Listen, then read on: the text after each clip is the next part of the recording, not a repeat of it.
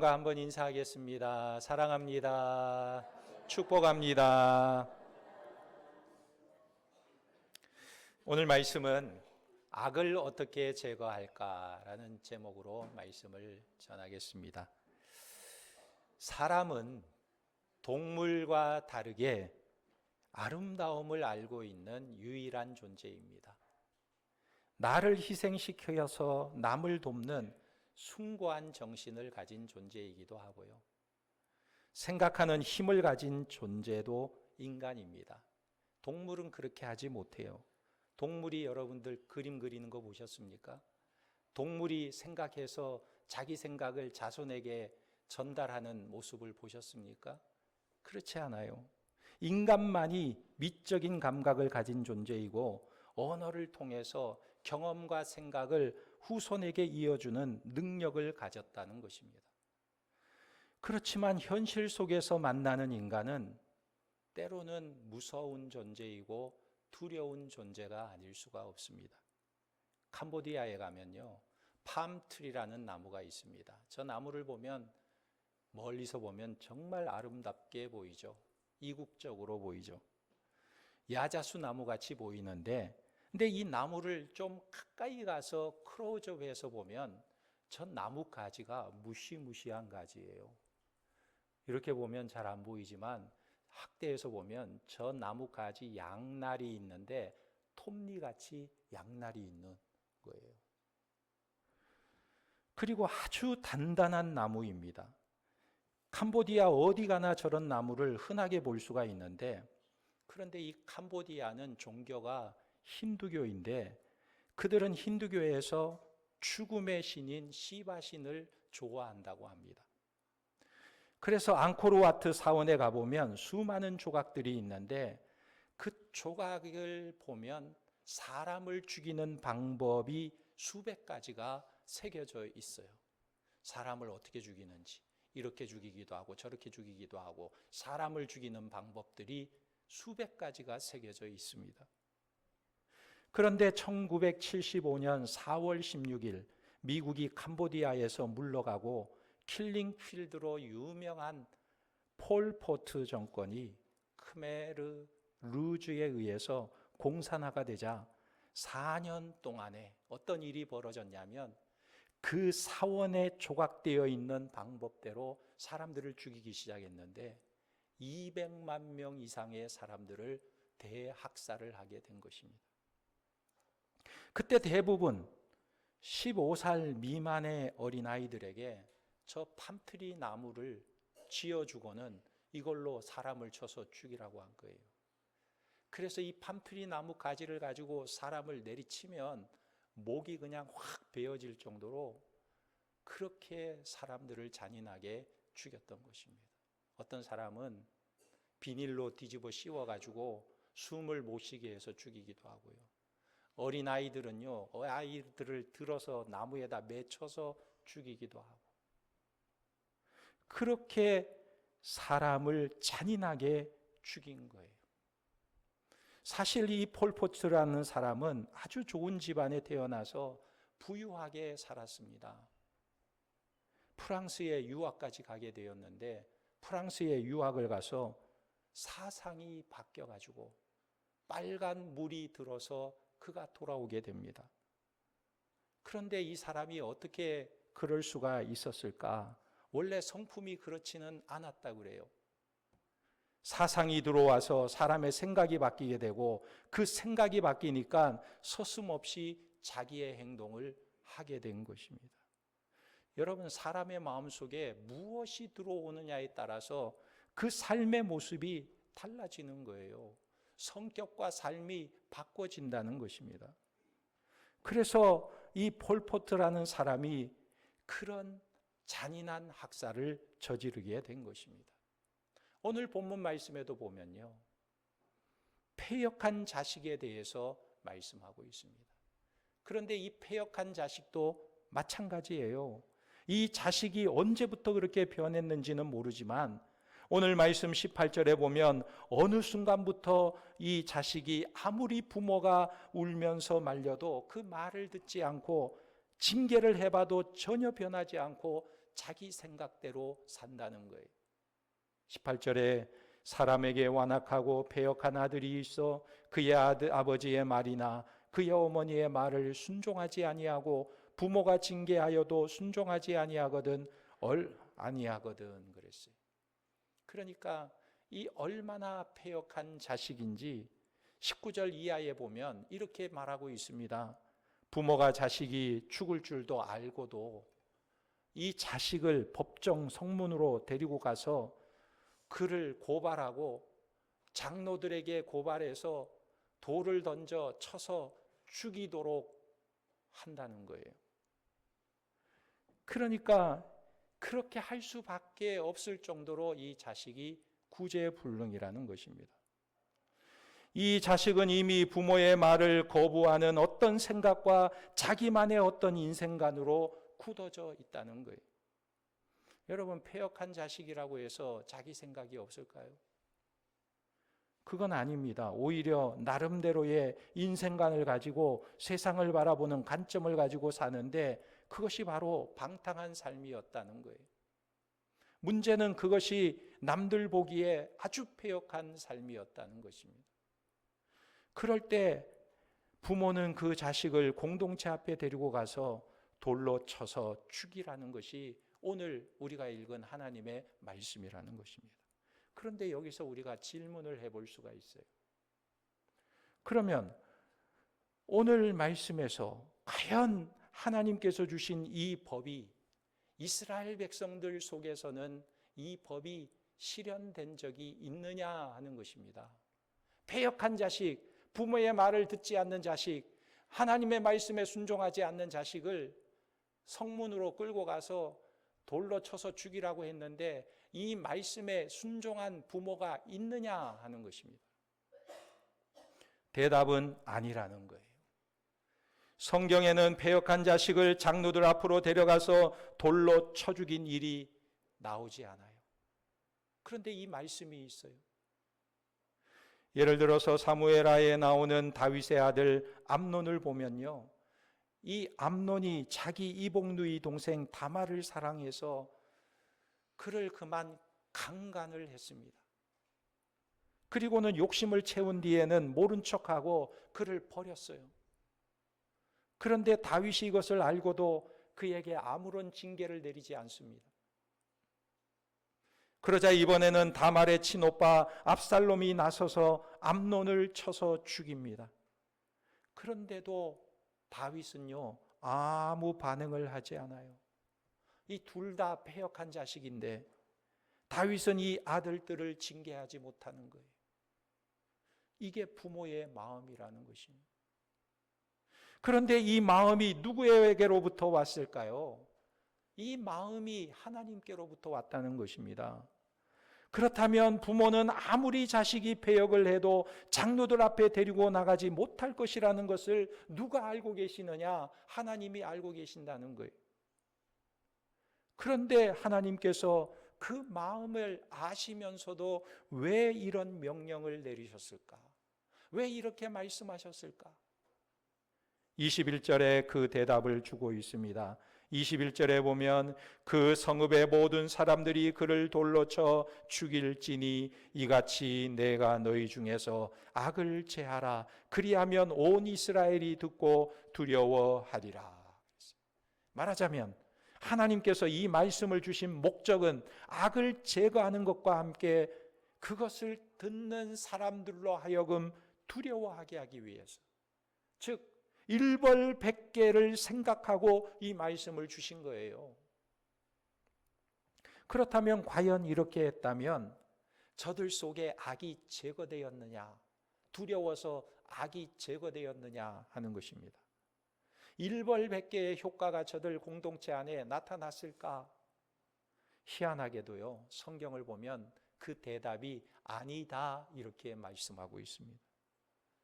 여러분, 우리가 읽는 이 성경은 하나님의 말씀이에요. 하나님은 오늘 본문에서는 돌로 쳐서라도 악을 제거하라고 말씀하셨는데 다른 성경에 보면 그렇게 해서 악이 제거되지 않는다 이렇게 말씀하고 있어요. 왜냐하면 우리 중에 패역한 자식이 아닌 사람이 아무도 없기 때문에 그렇습니다. 말하자면 돌에 맞아 죽는 그 자식도 패역한 자이지만 그를 돌로 치는 장로들도 패역한 자가 아니냐는 거예요. 그래서 예수님께서 요한복음 8장에 너희 중에 죄 없는 자가 먼저 돌로 치라 말했어요. 가늠한 여인을 보고 정죄하는 자들에게 너희 중에 죄 없는 자가 먼저 돌로 치라 그랬어요. 그러자 아무도 돌을 들어 그 여자를 치지 못했습니다. 그 예수님께서 오늘 본문 이 말씀을 주신 하나님이 아니십니까? 같은 하나님이세요. 말하자면 우리는 이 문제에 있어서 나는 패역한 자가 아니라고 생각할 수가 있습니다. 그러나 오늘 말씀이 우리에게 말하는 것은 너희 인간들이 똑같은 모습이 아니냐, 본질적으로 죄인이 아니냐 말하고 있는 거예요. 그래서 로마서 3장에 보면 의인은 없나니 하나도 없다라고 말씀하고 있습니다. 이것은 이미 하나님께서 다 알고 계신다는 거예요. 인간의 본래의 모습을 알고 계시는데 그럼에도 불구하고 이 말씀을 하시고 이 말씀을 주신 이유가 무엇이냐는 거예요. 어떤 목사님이 아침에 집에서 나오다가 같은 동네에 사는 아주머니가 아주 고급 승용차를 세워놓고 누구를 기다리는 모습을 보았어요. 그런데 택시 한 대가 싹 오더니 후진을 하면서 주차를 하다가 그만 그 차에 문짝을 탁 박았어요. 그래서 보니까 택시는 범퍼에 기스만 나고 그 고급 승용차는 문짝이 찌그러졌어요. 그러자 이 아주머니가 놀라가지고 아니 아저씨 이렇게 하면 어떻게 해요? 그러는데 이 운전기사가요 택시에서 탁 내리더니 뭐요? 왜 그러세요? 무슨 일이 있나요? 오리발을 내미는 거예요. 나 방금 차에서 내렸는데 나 운전 안 했는데 무슨 일이에요? 이러는 거예요. 그러자 이 아주머니가 아주 그냥 황당해가지고 그때 마침 그 모습을 보고 있던 목사님을 향해서 아저씨 봤지요? 방금 이 차가 내 차 들이박는 거 봤지요? 그러자 이 목사님이 그 아주머니를 보고 이렇게 말하는 거예요. 예, 봤어요. 그런데 아줌마 그냥 가세요. 이렇게 말하는 거예요. 그러자 이 아주머니가 너무 황당하고 너무 어이가 없어 하는 것입니다.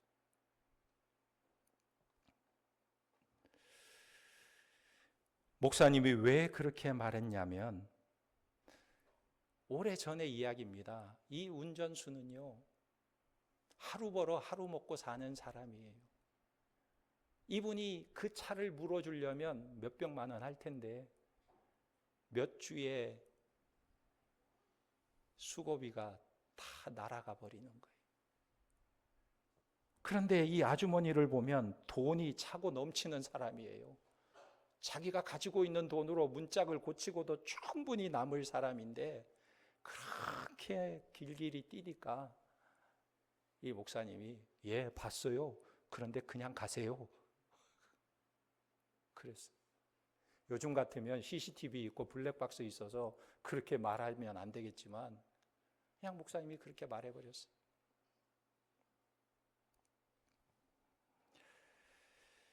그런데 만약에 저와 여러분이 그 운전수의 입장이 되었다면 우리는 어떻게 했을까? 아무도 보는 사람이 없는데 내가 아주 비싼 차를 들이받아가지고 엄청난 돈을 물어줘야 되는 상황이 되었을 때 아무도 보는 사람이 없을 때 우리는 어떻게 했을까?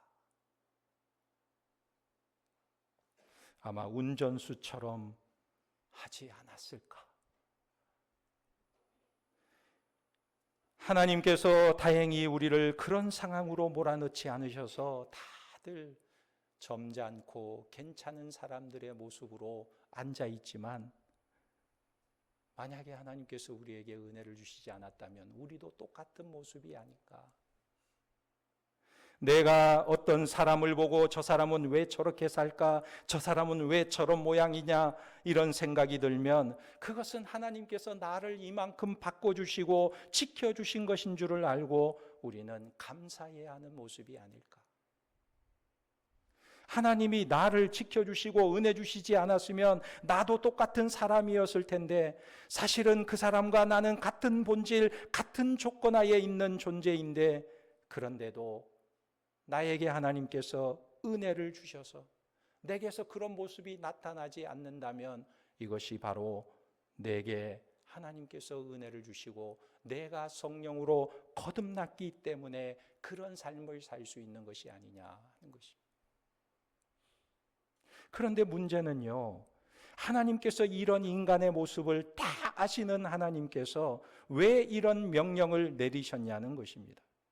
전부가 다 죄인인 줄 알면서 왜 이 패역한 자식에게 돌로 쳐서 죽이라고 말씀하시는가? 왜 그럴까요? 그것은 하나님의 대책이 있기 때문에 이렇게 말씀하시는 것입니다. 그것이 바로 22절 이하의 말씀인데 22절 말씀을 한번 보세요. 사람이 만일 죽을 죄를 범함으로 내가 그를 죽여 나무에 달거든. 여기 이 말씀을 주목해 보면 죄인을 사형시키고 그 시체를 나무에 매단다는 것은요, 그 죄가 아주 악질적이라는 거예요. 아주 죄가 심하다는 것입니다. 아주 수치스러운 패역한 죄인일 경우에 나무에 매다는 거예요. 오죽하면 부모가 자식을 고발해서 죽이겠습니까? 그래서 죽여서 시체를 나무에 매달아 놓는데 그 다음 말씀이 뭐라고 하냐면 23절에 그 시체를 나무 위에 밤새도록 두지 말고 그날에 장사하여 내 하나님 여호와께서 내게 기업으로 주시는 땅을 더럽히지 말라. 무슨 말입니까? 이런 말이에요. 그렇게 자식을 수치스럽게 나무에 매달아서 이놈은 온천하에 패역한 죄인이라고 공개를 했다 할지라도 계속 밤새도록 그 자리에 두지 말고 해지기 전에는 얼른 장사 지내주라 이렇게 말씀하시는 거예요. 무엇입니까? 이것은 오히려 자비를 베풀라는 거예요. 이것이 하나님의 땅을 더럽히지 않는 것이라는 말씀이에요. 그런데 문제는 그렇게 하면 이것이 정말 일벌백계의 효과가 있을까? 아니 사람을 나무에 매달아 놓으려면 효과가 있으려면 한 3일 정도 아니면 5일 정도 매달아야 사람들이 보고 두려워서 죄를 짓지 않고 악한 일을 행하지 않지. 아니 그날 죽은 사람을 그날 저녁까지 매장을 시켜주라니 그러면 보지도 못하고 사람들에게 무슨 효과가 있겠습니까? 그러나 하나님께서는 대책을 가지고 계신다는 거예요. 그래서 이렇게 말씀하시는 것입니다. 그것이 바로 다음 말씀인데 뭐라고 말씀하시냐면 나무에 달린 자는 하나님께 저주를 받았음이니라 그랬어요. 이게 무슨 말이냐면 나무에 달린 것만으로도 하나님의 저주가 충분히 임했으니 이제 그만 용서하고 자비를 베풀어야 된다 이런 의미인 것입니다. 그런데 사실 이것이 죄와 악을 제거하는 별 대책은 아닌 거예요. 사람들에게는 이것이 일벌백계의 효과가 나타나는 것이 아니에요. 그런데 어떻게 이것이 하나님의 대책이 될 수 있느냐는 것입니다. 이렇게 말씀하시는 것은 이것이 앞으로 먼 훗날 미래에 하나님의 대책으로 확연히 나타나게 되는데 그 내용이 바로 신약성경 갈라디아 3장에 나오게 되는 거예요. 갈라디아 3장 10절 이하에 보면 사도 바울이 이 본문 말씀을 그대로 인용해서 우리에게 전하고 있는 것입니다. 그 내용이 무엇이냐면 이런 말씀이에요. 갈라디아서 3장 10절에 보면 무릇 율법의 행위에 속한 자들은 저주 아래 있나니 기록된 바 누구든지 율법책에 기록된 대로 모든 일을 항상 행하지 아니하는 자는 저주 아래 있는 자라 하였음이라. 무릇 율법의 행위에 속한 자들 그랬는데 이 말은 무슨 말이냐면 율법을 지킴으로써 하나님께 인정받으려고 하는 사람들, 이런 말이에요. 율법을 지킴으로 하나님 앞에 의롭다 여김을 받고자 하는 자들, 그들은 어떤 자들이냐? 따져볼 것도 없이 무조건 다 어떻다는 거냐면 저주 아래에 있다, 이렇게 말하고 있어요. 율법을 지켰는지 안 지켰는지 따질 것도 없이 저주 아래에 있는 자들이라는 거예요. 내가 이걸 잘하고 이 말씀을 잘 지키고 잘 순종해서 하나님 앞에 의롭다함을 받고자 하는 자들은 생각할 것도 없이 저주 아래에 있는 자들이라는 거예요. 왜 이렇게 말씀하시는가? 왜 이렇게 말씀하시냐면 그 이하에 보면 기록된 바 누구든지 율법책에 기록된 대로 모든 일을 항상 행하지 아니하는 자는 저주 아래에 있는 자라 하였음이라. 여기 보면 율법이 기본적인 요구인데, 율법의 요구는 뭐냐면 어쩌다가 몇 번 율법을 잘 지켜서 의로운 사람이 되는 게 아니에요. 모든 일을, 모든 율법을 항상 잘 지켜야 된다는 거예요. 율법이 100가지가 있다면 100가지를 99가지 지키고 한 가지 안 지키면 괜찮은 사람이 아니라 한 가지만 어기면 완전히 죄인이라는 것입니다. 그러니까 모든 율법을 다 완벽하게 지켜야 한다는 거예요. 그런데 어떻게 지켜야 되느냐? 어제 지켰다면 오늘도 지키고, 오늘 지켰다면 내일도 지키고, 내가 죽을 때까지 항상 잘 지켜야 한다는 거예요. 그러니까 내 나이가 50이라면 50년 동안 한 번도 어기지 않고 잘 지켜야 되고, 내 나이가 80이라면 80년 동안 한 번도 어기지 않고 잘 지켜야 한다는 거예요. 그렇게 지키지 않으면 율법 전부를 안 지킨 것으로 간주된다는 것입니다. 그러니 여기에 만족할 사람이 있습니까? 율법을 지킬 수 있는 사람이 있습니까? 인간 중에 이 율법을 완벽하게 잘 지킬 수 있는 사람이 있다는 거예요? 없다는 거예요? 없다는 거예요. 한 사람도 없다는 거예요. 그러면 어떻게 할 수 있습니까? 11절에 이렇게 말합니다. 또 하나님 앞에서 아무도 율법으로 말미암아 의롭게 되지 못할 것이 분명하니 이는 의인은 믿음으로 살리라 하였음이라. 말하자면 구약에도 의인은 어떻게 살아요? 믿음으로 살아야 하고, 신약에도 의인은 어떻게 살아야 합니까? 믿음으로 살아야 하는 거예요. 하나님과 올바른 관계를 맺고자 하는 사람은 믿음으로 산다 말씀하고 있는 것입니다.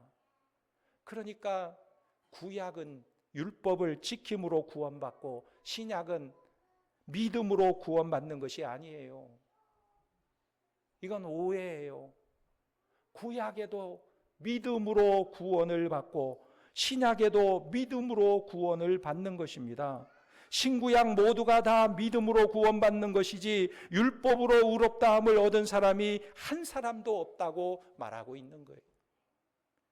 그래서 12절에 율법은 믿음에서 난 것이 아니니 율법을 행하는 자는 그 가운데서 살리라 하였느니라 그랬어요.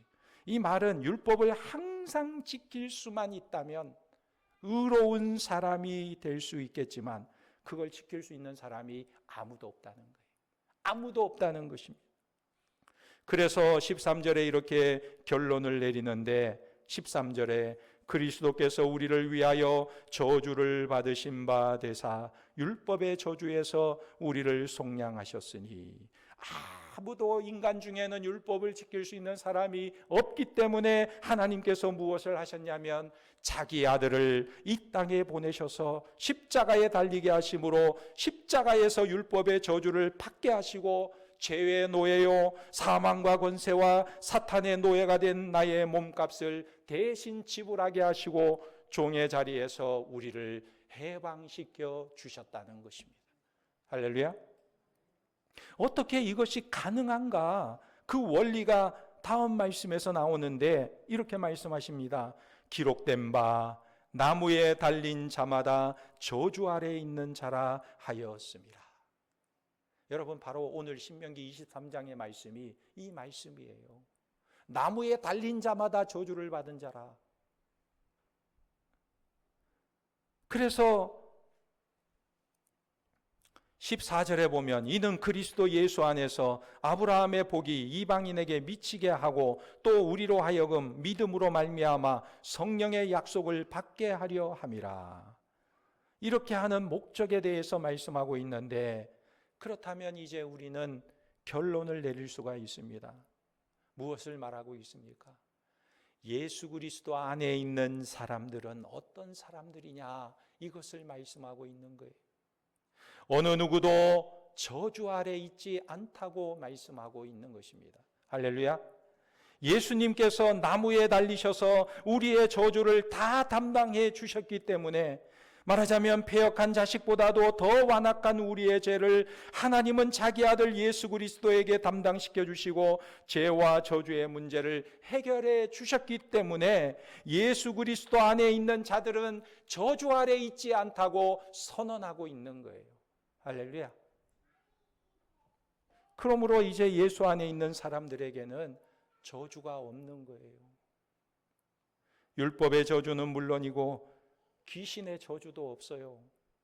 무당의 저주가 통하지 않습니다. 목사의 저주도 통하지 않아요.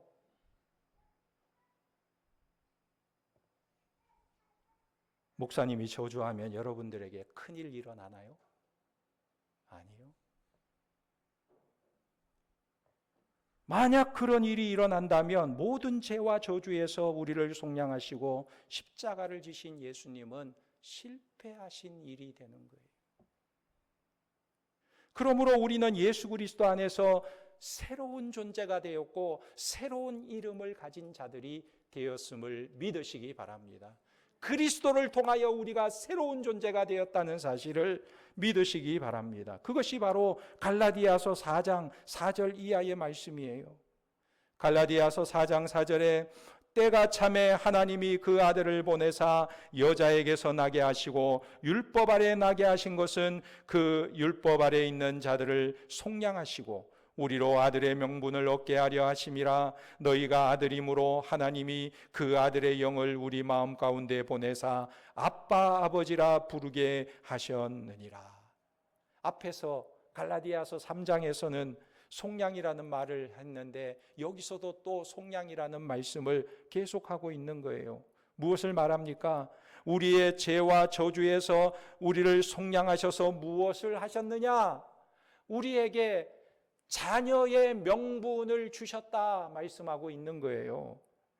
이 명분뿐만 아니라 아들의 영을 우리 마음 가운데 보내주셨다는 것입니다. 이것이 성도들의 신분이라는 거예요. 하나님의 아들의 영이 내 안에 들어왔다. 여러분, 성령이 내 안에 들어왔다는 증거가 무엇일까요? 내가 기도하면 막 방언이 터져 나오는 게 성령이 들어온 증거입니까? 내가 막 기도하면 막 내 손에 막 그냥 금가루가 보이고, 내가 만든 이 치료한 이빨이 금밑발로 바뀌고, 막 이런 기적과 이상한 현상들이 일어나는 것이 성령 충만입니까? 그렇다면 우리는 날마다 성령 집회를 해야 돼요. 그래가지고 막 은혜를 받고 기적을 경험하고 나서도 우리의 마음은 또 때로는 며칠 지나면 공허해지고 내가 성령 받았나 안 받았나 헷갈리기도 하고.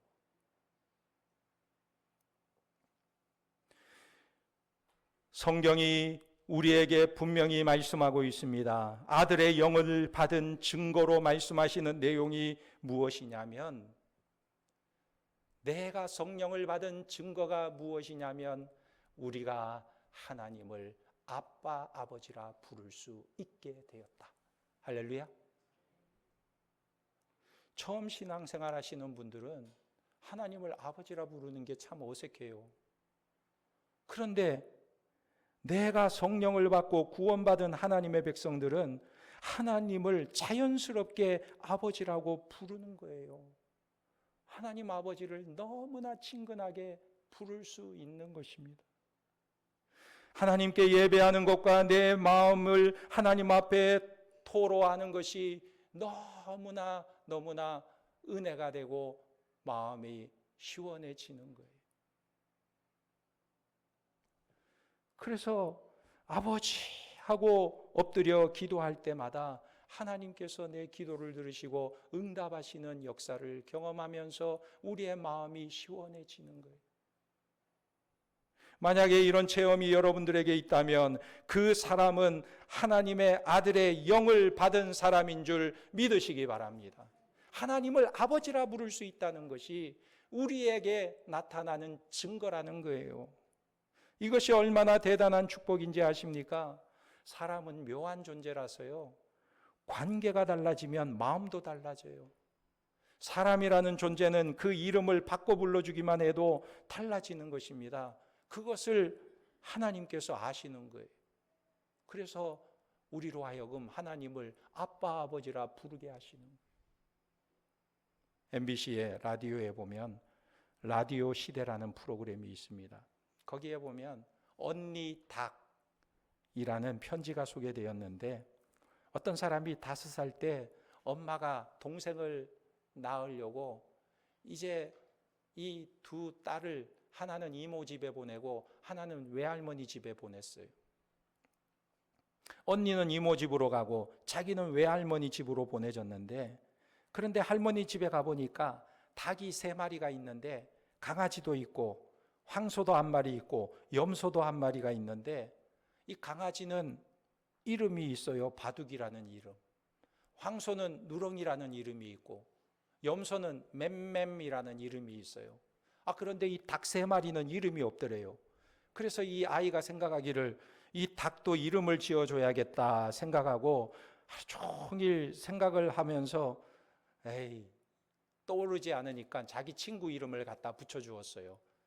친한 친구 이름 송인자, 그리고 이진숙 이름을 붙여갖고 너는 송인자, 너는 이진숙. 그런데 한 마리 닭은 뭘 붙여줄까 생각하는데 생각이 안 나서 자기 언니 이름을 붙여주었습니다. 너는 임선애, 이렇게 붙여줬어요. 그래가지고 이 닭들하고 마당에서 막 뛰어다니면서 노는데, 닭이 주인을 잘 따릅니까? 주인이 와도 닭은 팍 놀라가지고 막 도망치기 바쁜데, 그런데 이 아이가 보니까 임선의 닭이 자꾸 자기만 보면 도망치는 거예요. 그러니까 야, 임선애 너 거기 안 서, 너 안 서면 죽어, 막 이렇게 소리를 치고 닭을 잡으려고 하는데, 그 소리를 할머니가 들었어요. 할머니가 가만 들어보니까 요년이 자기 언니 이름을 부르면서 소리를 치면서 너 안 서면 죽어 막 이러니까 할머니가 안 되겠다 하고 이 아이를 불러가지고는, 야, 너 왜 너희 언니를 함부로 그렇게 말해? 언니가 네 발에 발톱만큼도 안 여겨져? 언니를 향해서 왜 그렇게 함부로 말하니? 다음부터 계속 그러면 너 혼내줄 거야. 저 밭에 있는 호수아비 옆에 벌 세워둘 거야. 그러지 마. 언니 이름 함부로 부르지 마. 혼내줬어요. 그런데 문제는 더 이상 아는 이름이 없으니까 어떻게 합니까? 이 닭의 이름을 바꿔야 되는데 임선애 대신 언니 닭 이렇게 불렀어요. 언니라고 이름을 바꿔서 부르니까 이 닭이 도망을 치고 막 말썽을 피워도 언니 닭 그러면서 화를 낼 수가 없는 거예요. 언니야 하다가 화를 낼 수가 없는 거예요. 그런데 이 닭을 보니까 인자 닭이나 진숙 닭보다 언니 닭이 더 사랑스러운 마음이 가는 거예요. 그래서 다른 닭보다 모이도 더 많이 주고, 놀다가 딴 곳으로 도망을 가도 언니야 부르면서도 화를 내지 않았다고 합니다. 그러다가 어느 날 외갓집에 손님이 와가지고 할머니가 너 바둑이하고 밖에 잠깐 놀다 와라. 그래서 바둑이랑 밖에 나가서 놀다가 왔는데 배가 고파가지고 집에 뛰어들어오면서 할머니 밥 주세요 하고 부엌으로 갔는데, 부엌에 보니까 솥에서 김이 모락모락 나면서 맛있는 냄새가 나는 거예요. 좀 순간 불길한 생각이 들어서 할머니에게 물었답니다. 할머니, 저거 언니 닭 아니에요? 그러자 할머니가 맞다, 언니 닭이다, 묵자 그러는 거예요. 그러자 이 아이가 그냥 그 이야기를 듣고는 소스라치게 놀라면서 마당에 막 뒹굴면서 소리치고 막 통곡하며 우는 거예요. 얼마나 소리치고 우는지 동네 사람들이 듣고 다 와볼 정도로 이 아이가 그냥 소리치며 난리 우는 거예요. 그 후로 이 아이의 별명이 그 동네에서 닭동생이 되었습니다. 동네 할머니 할아버지들이 그를 보면 그가 이제 커가지고 처녀가 돼서 왔는데도 닭동생 왔나? 그럴 정도로 닭동생이 되었어요. 닭 이름이 임선의 일대와 언니 일대가 다르듯이 부르는 이름이 바뀌면 관계가 달라지는 거예요. 말하자면 우리가 하나님의 자녀라는 이름을 받았다는 것은 하나님과의 관계가 달라졌다는 거예요. 하나님은 그저 능력 있는 신, 어떤 신이라는 존재 그 정도가 아니라 하나님을 우리가 아버지라 부르고 하나님께서는 우리를 자녀라 부르고 예수님은 우리를 형제라 부르기를 부끄러워하지 않는 관계가 되었다는 것. 이것이 우리에게 엄청난 자부심과 자존심이 되는 것입니다.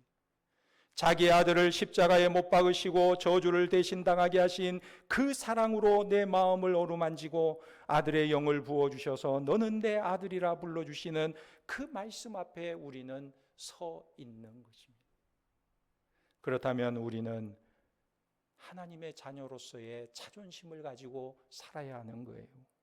하나님의 아들의 명분을 붙잡고 종노릇 하지 말아야 하는 것입니다. 이것이 성도들의 신분인 것입니다.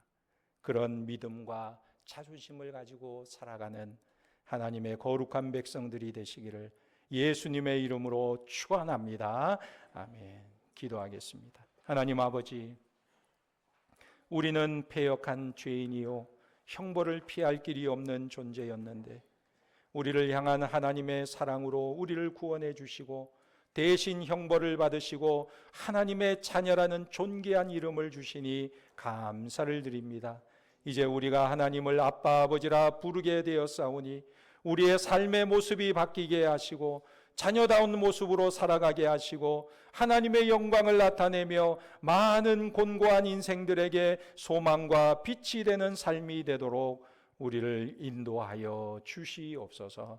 모든 것 주님께 의지하오며 예수님의 이름으로 기도하옵나이다.